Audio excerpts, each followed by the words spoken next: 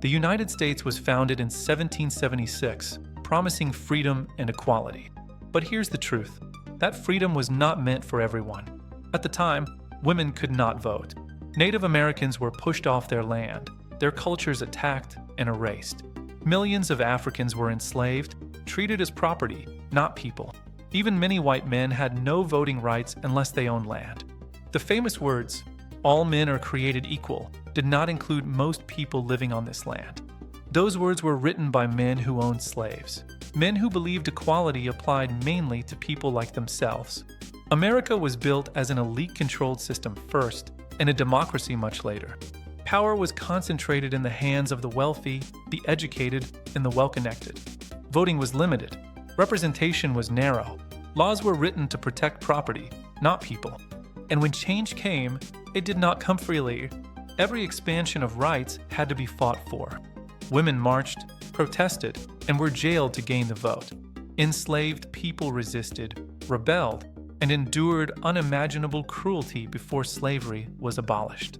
Civil rights activists faced dogs, batons, bombs, and bullets to challenge segregation. Native nations continue to fight for sovereignty, recognition, and survival. Democracy in America was not a gift handed down. It was a demand forced upward. The story we're often taught is one of instant freedom.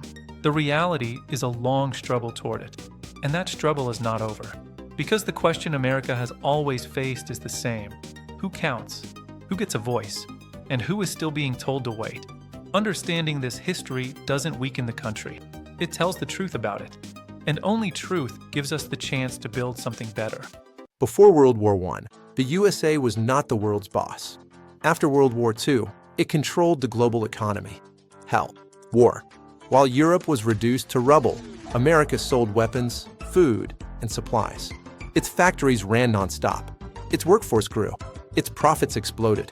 The dollar replaced gold as the world standard.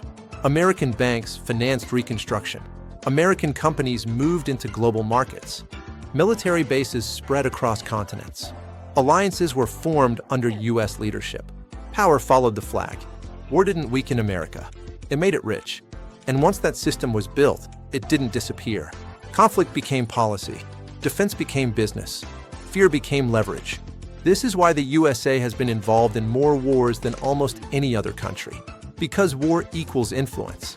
Influence equals power. And power, once gained, is rarely given up. Before World War I, the USA was not the world's boss. After World War II, it controlled the global economy. Hell, war. While Europe was destroyed, America sold weapons, food, and supplies. Its factories worked nonstop. Its dollar replaced gold. Its military spread worldwide. War didn't weaken America. It made it rich. This is why the USA has been involved in more wars than almost any other country. War equals influence. Influence equals power. Here's the part most people don't know.